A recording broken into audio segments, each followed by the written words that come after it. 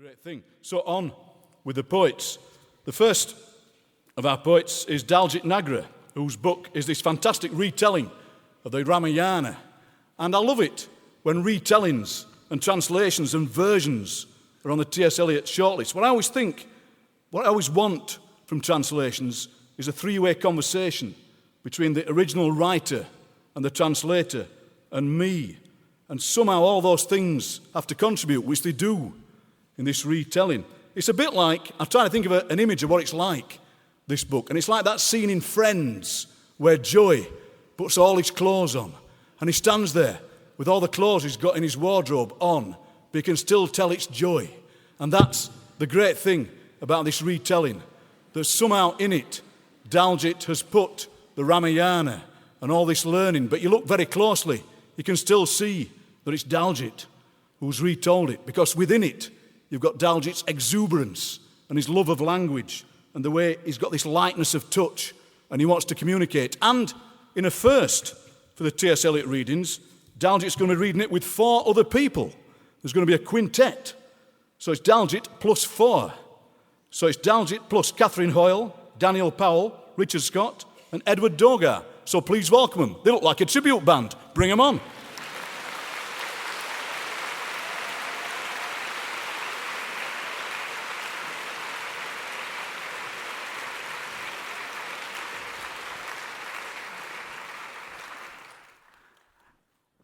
Hello, everybody. I think the mics are working. You may or may not be aware that there are kind of thousands of Ramayanas across Southeast Asia. I tried to read as many different versions as I could to help me write my own Ramayana.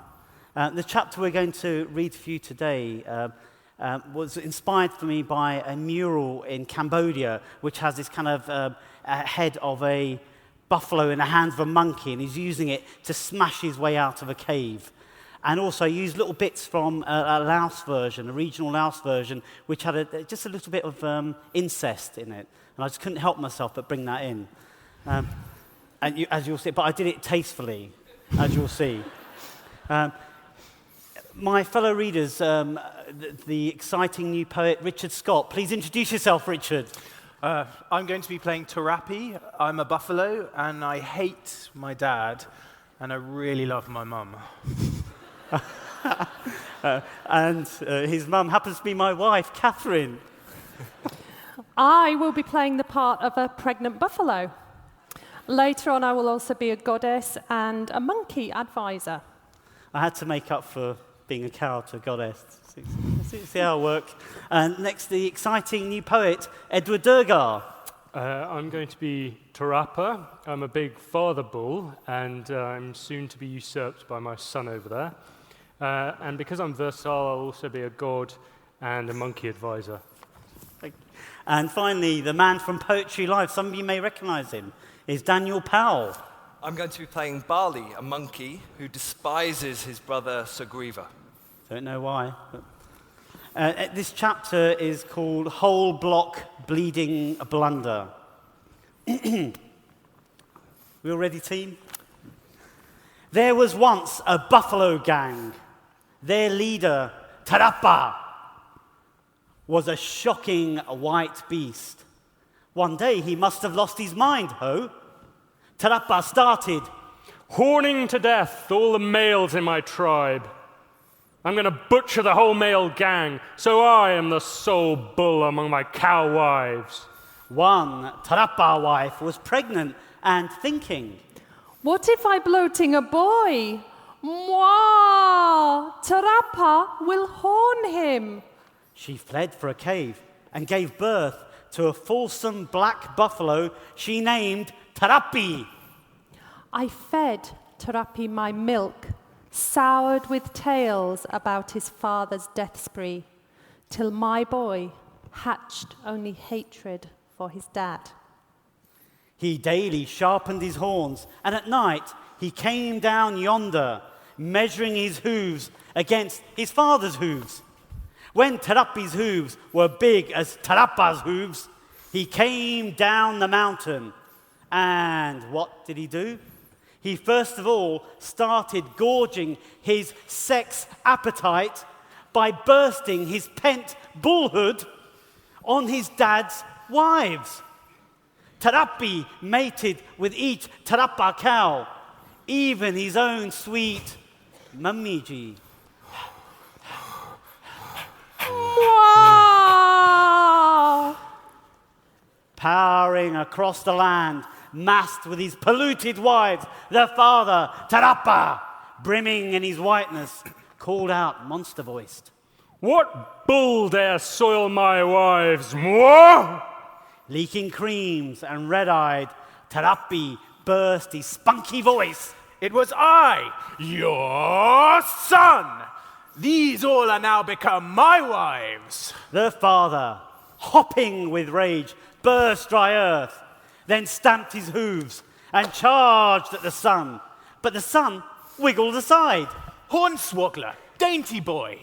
Turning about, Tarapa charged at the boy again. Dainty boy. This Taraping charging back and hard again, till sundown ended, when the dad getting dizzied. Only then, Tarapi fighting fair, his rock-sharpened pike horns, he horned into the dad guts. Tarapa was burst, flooding into his death. I am then the big buffalo boss? No. Said the gods, sickened by Tarapi's toppling of the father. You must fight your match, a monkey known as Barley. Prove your right to be a ruler.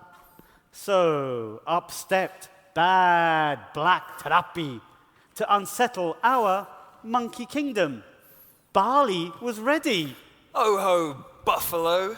Feel this right arm strength. This fist alone will crumble your lungs, ho. I am Tarapi. Mwah! Feel my hoof spur. I burst a father who fought sea and made it cry out as spray. Meet your dead god. I am used to cracking off mountain peaks and tossing them about like nits. Barley grappled with Tarapi. Tarapi dainty, Barley brisk. One was flung up, one flopped backwards. Reiterative deadlocking. Barley addressed Tarapi. These fields are too loose for a full fight. Come to a cave yard where you will see my gusto, ho. Tarapi must have been thinking, What if Barley, facing defeat, escapes by flying across the trees? so he gladly followed through a hole to a cramped cave aside the ocean.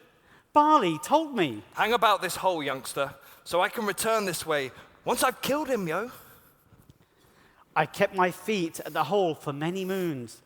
Then one dawn, streaming across the watery surface, pale red blood, the color of monkey blood.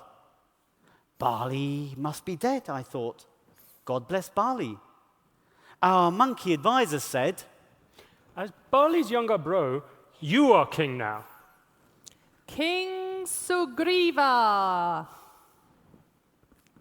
as Barley was dead, my army blocked the hole with a mountain pushed over it to keep out Tarapi. But Barley, was Barley dead, ho? I killed Tarapi. Tarapi was not seeing the cave space was too small for him to charge.